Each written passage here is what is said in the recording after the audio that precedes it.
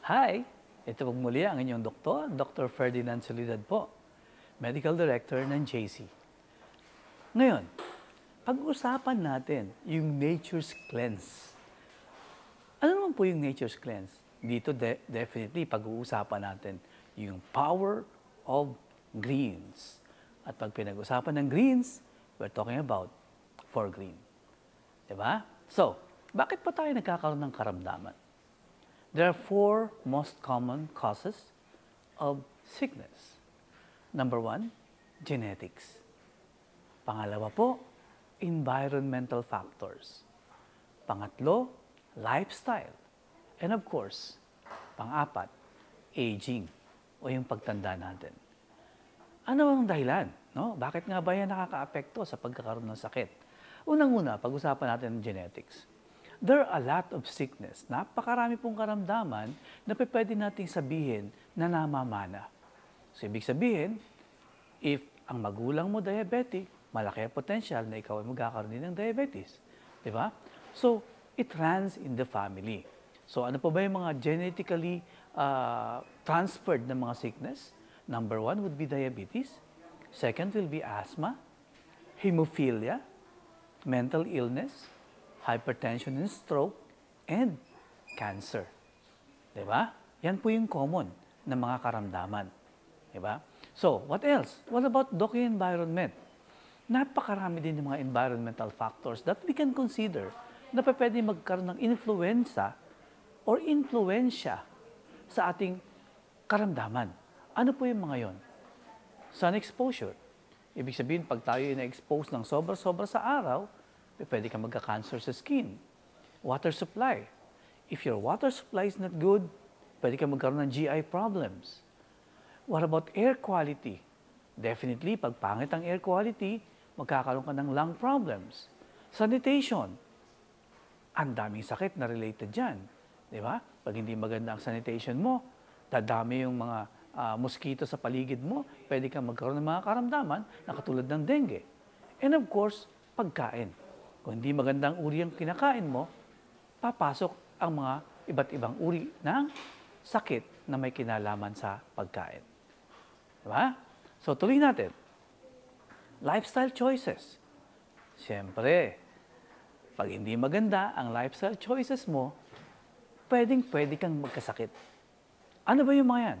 Kakulangan sa physical activity. Ito yung mga taong, sabi nga natin, nanonood ng telebisyon, nakaupo, kain-kain lang, di ba? So, definitely, physical inactivity will lead to a different lifestyle sickness. Di ba? Kung mahina ang nutrition mo, what poor nutrition? So, ibig sabihin, hindi maganda yung uri ng kinakain mo. Pag hindi maganda yung uri ng kinakain mo, magkakaroon ka din ng karamdaman. What about mga bisyo? We're talking about tobacco use. Naninigarilyo ka. And of course, alcohol abuse. Magkakaroon ka din ng karamdaman, lalong-lalo na sa iyong atay. Diba? So, what else? Aging. Ito wala tayong makagawa dito. Ang pagtanda ay bahagi na ng ating buhay. So, every year, nadagdagan tayo ng edad. Every year, nadagdagan tayo ng edad. So, this is a physiologic process. So, anong gagawin natin? So, pag nagkaedad ka, magkakaroon ka ng susceptibility to sickness. Ano ibig sabihin nun? Maraming karamdaman ang pwedeng dumapo sa iyo. So, ang immune function mo, bababa. So, pwede kang magkasakit. Motor functions mo, hihina. Pwede ka rin magkasakit, sa joints especially. Hihina rin yung functions ng utak mo. Alam nyo ba na may mga utak na lumiliit as you age? So, pag lumiit ang utak mo, there will be neurological problems. So, ganyan po katindi yung epekto ng aging. Okay? So, definitely, those 4, yung 4 pong pinag-usapan natin, sila po yung mga karaniwang factors kung saan nga, masasabi natin na pwede tayong magkaroon ng karamdaman. And understanding those sources, makikita natin ngayon kung bakit may mga iba't ibang uri ng karamdaman globally that trigger sickness. Okay? So, ano-ano po ba yung mga karaniwang sakit? Unang-una, heart disease. Siyempre, hypertension and stroke, pinanggit na natin kanina, namamana yan. cancer, namamana yan. Diba? So, katulad ng hypertension, yung stroke na tinatawag natin, pwedeng ma-trigger yan because of abnormal blood vessels. Diba? Lower respiratory tract infections, paghihina ng immune system as you age. Diba? Yung lahi ninyo na tumataas ang asukal because of diabetes. Pwede mag-trigger na tinatawag nating diabetes. Diba? So, yan po yun. Now, if one green leaf is powerful, tandaan natin ito ulitin nyo. If one green leaf is powerful, what more kung apat sila? Diba? Apat sila. So, ito po yung sagot dun sa mga pinag-usapan natin. We have to know 4 green. Diba? Bakit tinawag na 4 green? Kasi po, may apat na component. Ano-ano po yung mga yon? We have ampalaya, we have malunggay, we have lagundi, and we have wheatgrass. Diba? So, ano naman ang benepisyo makukuha mo dito? Unang-una, when you talk about malunggay, it's known as Moringa oleifera. Diba? Itong Moringa oleifera na to, na binabanggit natin, sobrang nutritious nito. Sobrang tindi ng sustansyang ibinibigay sa ating katawan. In fact, kung nanonood kayo, ito, just an adlib kung nanonood kayo ng Papay, anong kinakain ni Papay? Spinach. Pakainin mo si Brutus ng malunggay, sigurado talo si Papay. Bakit? Mas maraming nutrisyon ang makukuha mo sa malunggay kesa sa spinach. Ayan, that's trivia for you. So, ibig sabihin, mas maganda pala at healthy, no? More nutritious yung ating malunggay. Okay. So, ano mga karaniwang benefit na makukuha natin dito? Okay. Rich in vitamins, vitamin A, vitamin C, minerals like iron, calcium, antioxidants, and a lot of amino acids. Ano ba yung karaniwang gamit nito? Alam niyo po, sa probinsya, karaniwan gamit nito, unang-una, pagbuntis, di ba? Ano sasabihin? Oh, magmalunggay ka para dumami gatas mo. Di ba? Totoo yun. Nakapagpataas ng gatas sa isang ina. Okay? It's also known as anti-inflammatory, pangtanggal ng pamamaga, a good antioxidant, and antimicrobial. So, ibig sabihin, pang-control ng infection. What about as a supplement? Anong benepisyo nito? Immune booster. That's one. Diba? Anti-inflammatory. And of course, overall health. Dahil being nutritious, sabi ko nga sa inyo kanina, sa probinsya, anong ginasabi? Pampagatas. Diba? So, napakarami pong benepisyo ng malunggay. Those are only a few of the benefits that we get out of this product. Okay? Now, sa mga pag-aaral po, sinabi na ang moringa ay isang napakagandang uri ng gulay dahil po ito ay may napakaraming komposisyon. May mga bioactive substance na available dito at napakaraming benepisyo sa kalusugan. Particular na saan? Antioxidants. Diba? Yung antioxidants na meron dito, it will trigger increase in our immune response. It will trigger control of any sickness na pwedeng ibigay sa ating katawan ng pagdami ng tinatawag nating free radicals. Di ba? Ano ang pangontra ng free radicals? Antioxidants. Ayan, di ba? So, what about the other greens? Siyempre, ampalaya. When we talk about ampalaya, known as bitter gourd or Momordica charantia, di ba? Ito po ay kilalang uri ng gulay. And napakarami ding benepisyo sa ating kalusugan. Unang-una, pag tinanong mo ang ampalaya, anong maiisip mo? Mapait. Di ba? Mapait talaga. Sobrang, pag kinain mo siya, very distinct yun, na mayroong kapaitan talaga itong gulay na ito. Di ba? Pero yung benepisyo, nasa pait. Di ba? Nasa pait ang benepisyo. Mataas ang level ng mga vitamina. Vitamin A, vitamin C, meron din siya. May potassium. Aba, pampalakas pala ng katawan to. Ha? And of course, meron siyang iron. Ba, kontra anemia pala to. And meron siyang mga compounds or bioactive compounds or antioxidants na kung tawagin ay flavonoids and alkaloids. Ayan. So, what else? Ito po ay pangontra sa asukal. Alam na alam natin yan. Na kapag ikaw ay nag-aampalaya, meron siyang kakayahang, kung tawagin natin ay hypoglycemic agents. So, ibig sabihin, nagkapagpapababa po ng asukal sa ating katawan. Di ba?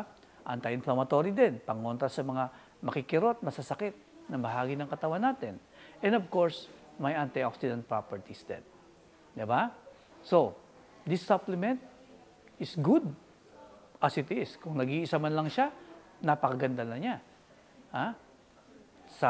Sa kumpletong presensya ng mga nutrisyon, ang laki na ng benepisyong ibibigay sa iyo. Di ba? So what else? Sa mga pag-aaral po, nakita ang kakayahan ng ating ampalaya, lalong-lalo na sa mga taong merong pagtaas ng asukal o diabetiko. Di ba? So dito po, isang mahalagang produkto na pangontra sa isang sakit na namamana. Di ba? Namamana po kasi ang pagkakaroon ng diabetes. Okay. What about the other component? Wheatgrass. Ang wheatgrass ay isang uri din ng halaman na ika nga, puro talbos din to. At yung talbos na ito ay matatawag nating, alam mo nung araw, no? Medyo side lang tayo ng konti. Pag sinabi mong wheatgrass, yung wheat component niya, para din yung rice natin. Diba? Yung wheat, staple food yan. Diba? Staple food yan. Pero, ito pong ating wheatgrass is known for high concentration of vitamins. Napakataas ng level ng vitamina nito. And because of that, tinawag din siyang superfood actually. Diba? Yung young grass, kasi kinukuha natin young grass eh. Not the byproduct which is wheat, yung ating grass ang kinukuha natin. So dahil dito, nakikita natin yung presensya ng napakataas na level ng vitamins. Vitamin A, vitamin C, vitamin E, and all the other vitamins, and all the minerals, no? Katulad ng iron, calcium, magnesium, potassium, meron din po ito. And being green, mataas ang level ng chlorophyll. At we know for a fact na ang chlorophyll ay isang uri ng byproduct ng wheatgrass na tumutulong sa paglilinis ng ating katawan. Pang-detox, a detoxifier. At aside from that, we have enzymes as well and antioxidants. Diba? So, what are the potential benefits? Detoxification, antioxidant, and anti-inflammatory. So again, napakarami natin pinag-uusapan. May common denominator, anti-inflammatory. As a supplement, ang overall usage nito, healthy body, healthy well-being. Diba? Pangkalahatan. Okay? So what else? Sa mga pag-aaral po, ang wheatgrass is known for its antioxidant level, the bioactive compounds, and the phytochemical present dito sa ating wheatgrass na to. Ito ang nagbibigay ng mataas na potensyal na kung saan nagagamit natin siya to control any infection and tumataas ang level ng therapeutic application niya. Okay? Yan po ang ating wheatgrass. What else? What about lagundi? This is the last component of our 4-green. Okay. Ang lagundi po, known as Vitex nigondo, is a tropical plant.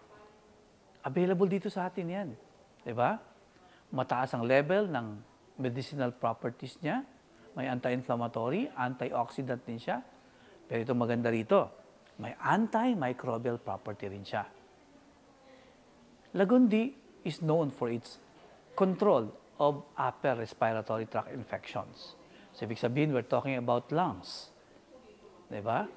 So, ibig sabihin po, ang medicinal property nito ay makikita natin sa kanyang bioactive compounds known as flavonoids, alkaloids, and terpenoids. Diba?